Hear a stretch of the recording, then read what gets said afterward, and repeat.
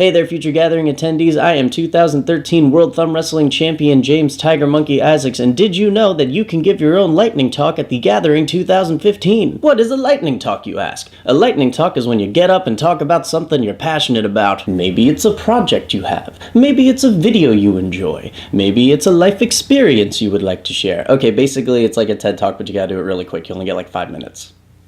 Hence the lightning.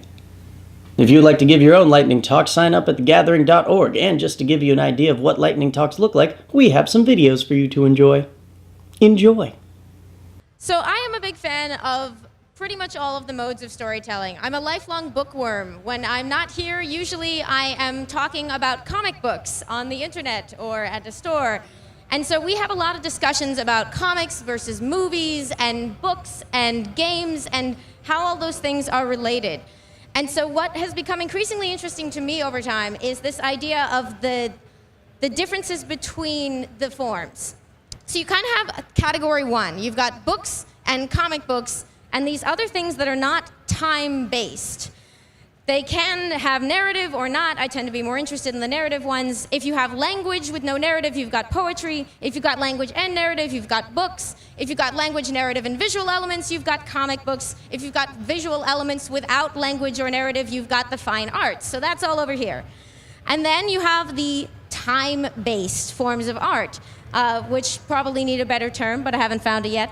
And that includes movies and music and silent animation and everything over here that sort of unspools without you having to do anything.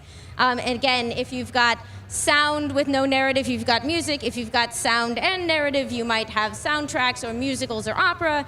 You've got visual elements and language in each combination over here.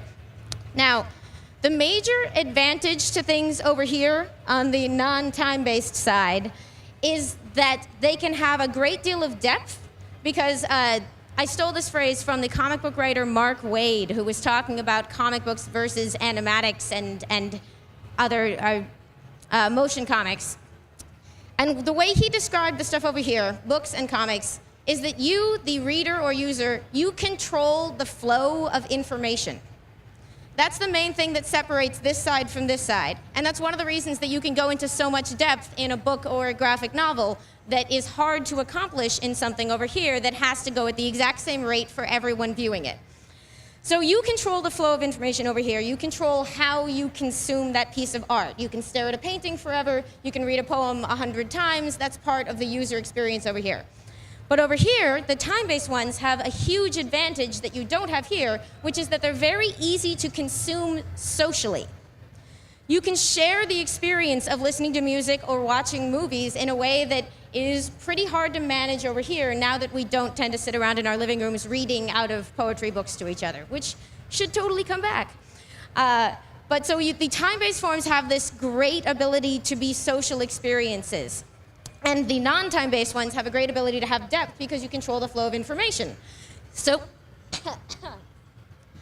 so the obvious question is, what if you could have both of those things? And that is one of the things that is so intriguing about video games.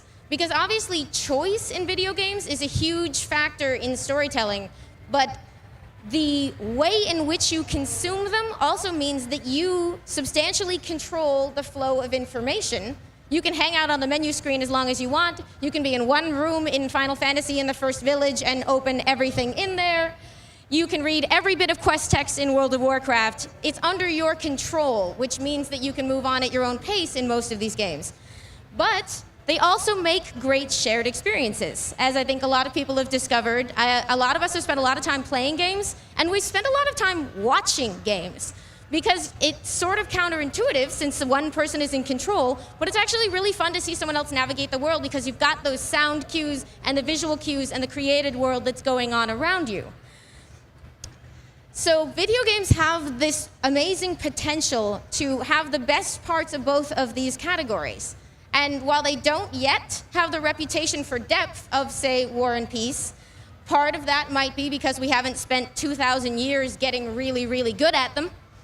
And while they don't yet have the universal consumption of some of the movies and music over here, obviously places like this demonstrate that that's changing, and it's a matter of access. and sort of training people to get used to those experiences. And the age demographics on that will show that that's changing very, very rapidly.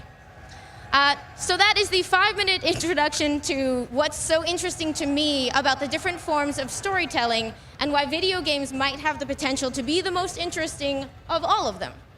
Thanks. If you like this talk, then remember to like and comment. The best talk of 2014 will be given the chance to give a longer talk at the Gathering 2015. Help us choose. Which one was your favorite? Click here to view a playlist of all the talks from 2014. I will be giving a lightning talk myself this Easter, and I hope you will too. Click here to sign up.